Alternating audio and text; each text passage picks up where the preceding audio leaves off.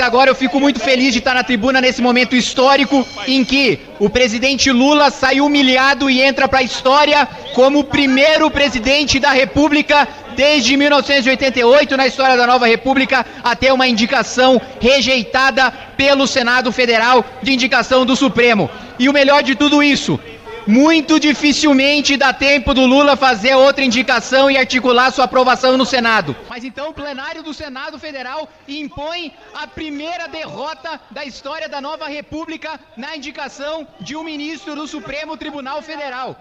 Aquele que era um mero carregador de pastas da Dilma e aquele que era o áudio, o Bessias, que ia levar o termo de posse para que Lula assumisse a Casa Civil, ganhasse foro privilegiado e escapasse da Lava Jato, esse Messias agora é o primeiro nome a ter a sua incompetência jurídica, a ter a sua suspeição reconhecida pelo Senado. Amém, graças a Deus, finalmente o Senado parece ter acordado, porque depois de ter aprovado a nomeação do advogado pessoal do presidente da República, do Zanin, depois de ter aprovado a indicação do senador Flávio Dino para o Supremo, eu não tinha nenhuma esperança de que isso ainda acontecesse. Eu estava contando com o pessimismo usual que já se espera desse país, mas agora eu fico muito feliz de estar na tribuna nesse momento histórico em que o presidente Lula saiu humilhado e entra para a história como o primeiro presidente da República desde 1988, na história da nova República, a ter uma indicação rejeitada pelo Senado Federal de indicação do Supremo. E o melhor de tudo isso, muito dificilmente dá tempo do Lula fazer outra indicação e articular sua aprovação no Senado. Essa é a oportunidade que a gente tem nesse ano de impedir que o Lula faça essa indicação. No ano que vem a gente tem a oportunidade de ter outro presidente da República que não vai aparelhar o Supremo Tribunal Federal, que não vai apoiar um Supremo Tribunal Federal que persegue, que não vai apoiar um Supremo Tribunal Federal que protege corrupção, que protege a bandidagem. A verdade, e eu espero que esse sopro de coragem que o Senado tem agora seja só o início, é que tanto o ministro Alexandre de Moraes como o ministro Dias Toffoli tinham que estar presos, tinham que estar na cadeia, não apenas perderem os seus cargos de ministro do Supremo, não apenas sofrer impeachment, mas ir para trás das grades. Ninguém aqui é menino, ninguém aqui tem nenhuma dúvida de que uma mulher de um ministro do Supremo ter um contrato de 129 milhões é por republicanismo. De que uma mulher de um ministro do Supremo que nunca teve nenhuma produção acadêmica relevante, que sempre foi uma advogada de nenhum tipo de especialização, de nenhum tipo de notoriedade, ganhou um contrato de um banco corrupto de bandidos, coincidentemente em sendo esposa do ministro. E vamos lembrar, no início, o próprio ministro Dias Toffoli negava que era sócio do Itamaraty. Depois ficou tão feia a situação que teve que admitir e que teve que abrir mão da relatoria. Então espero, Senado, aproveite, a poucos passos aqui do Senado da República. Senadores, aproveitem o pouco de coragem que vossas excelências criaram agora para barrar a nomeação do Messias. E primeiro, não deixem que Lula nomeie outro nome até o final do seu mandato. Deixem esta cadeira vaga para o próximo presidente da República. Segundo, votem o impeachment do ministro Alexandre de Moraes e do ministro Dias Toffoli. Terceiro, encaminhem para a Procuradoria-Geral da República o pedido de prisão desses dois ministros. Tomara que isso seja uma mudança de postura do Senado e não só um acordo escuso de bastidor para nomear um nome tão ruim ou até pior do que Jorge Messias. Obrigado, presidente. Kim Kataguiri botando o pau na mesa. Eu gosto desse cara, viu? Esse cara aí me parece um cara bom. Baita discurso do nosso Kim Kataguiri, muito legal ver o momento que ele percebe que o que dizem pra ele, né, que o Messias foi rejeitado. E que dia foi ontem, né? Que dia. Olha, eu tinha feito um comentário no Jornal da Manhã da Jovem Pan, onde eu dizia que havia sim uma forte esperança de que o Messias fosse rejeitado, né? Eu cheguei a comentar que o Brasil nunca teve tão próximo, o Senado nunca teve tão próximo de rejeitar uma nomeação de ministro do Supremo Tribunal Federal.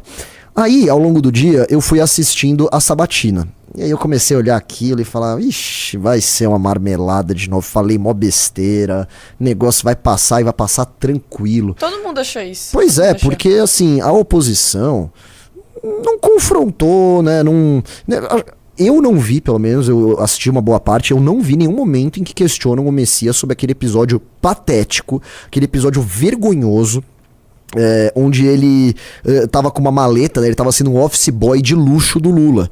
Ele tava com uma maleta ali, com uma nomeação do Lula para ministro da Casa Civil, para caso ele precisasse usar aquilo para fugir do Sérgio Moro, né? Porque se o Lula virasse ministro, ele automaticamente teria foro privilegiado e aí já não seria mais competência do Sérgio Moro de julgá-lo. Vocês lembram muito bem disso, aquela histórica ligação onde a Dilma liga pro Lula e fala, ó, o Bessias, ela fala Bessias, né? Tá indo aí e você só usa caso você precise, né? Aí o Lula fala, obrigado, tchau querida. E aí o tchau querida virou até um slogan do impeachment, né? O famoso tchau querida, que inclusive o MBL usou muito esse slogan na época do impeachment.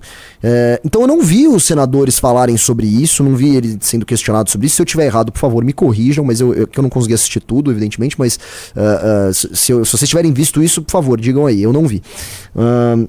Então, assim, foram perguntas muito no sentido de, você é a favor do aborto? O que você acha do 8 de janeiro? Então, estava sendo aquela coisa.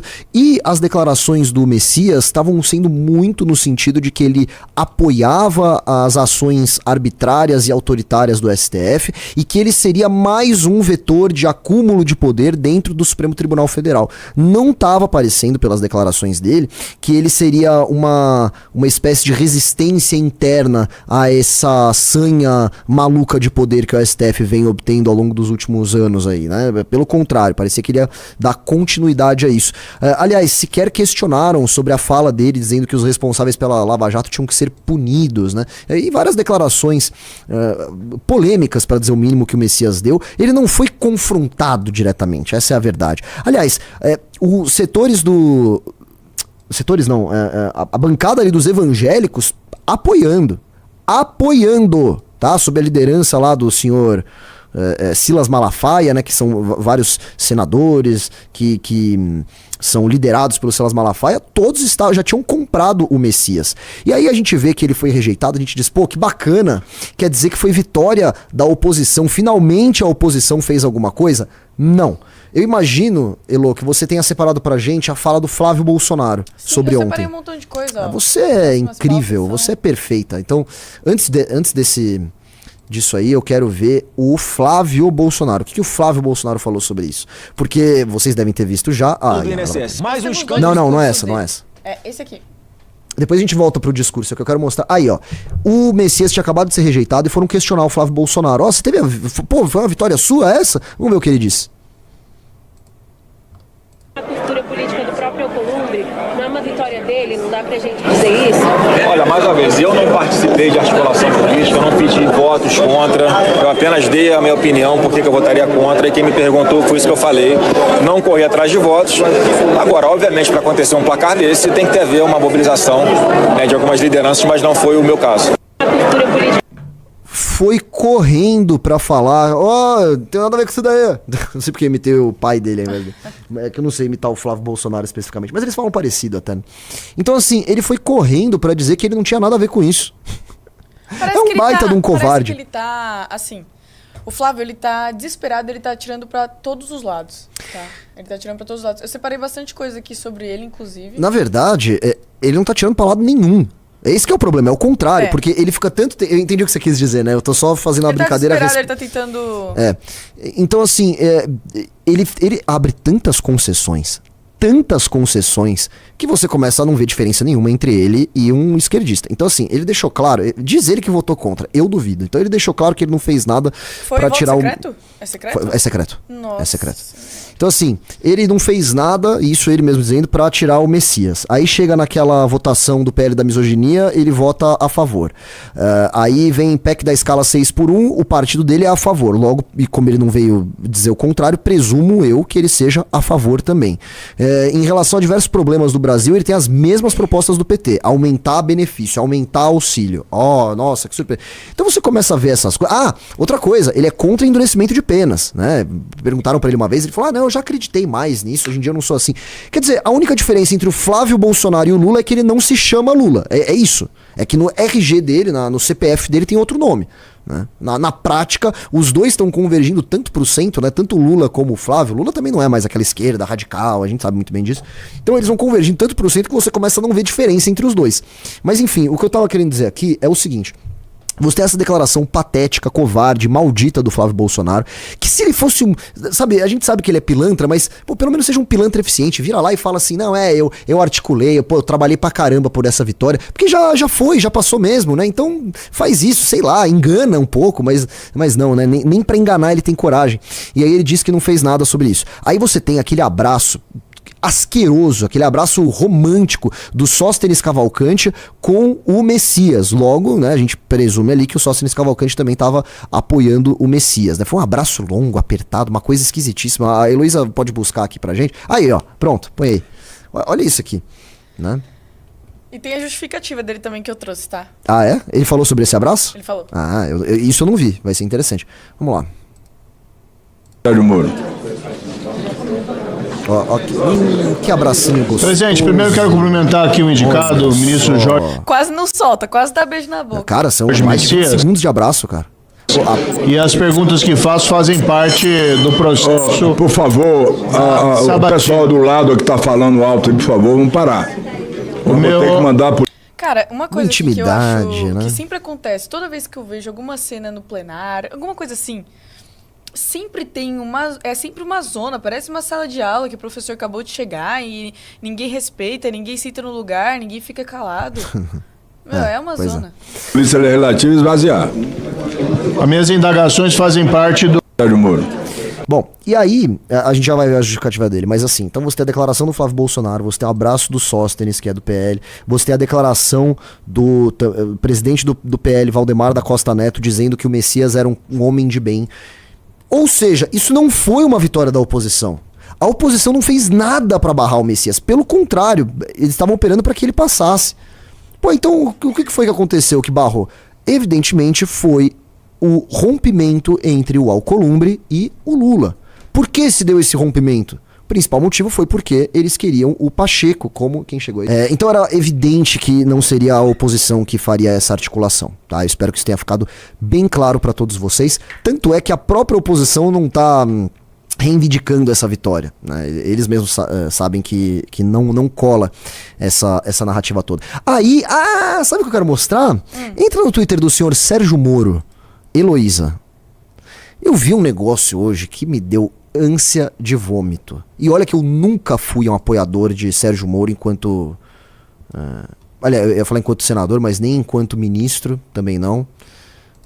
Sérgio Moro? Sérgio Moro.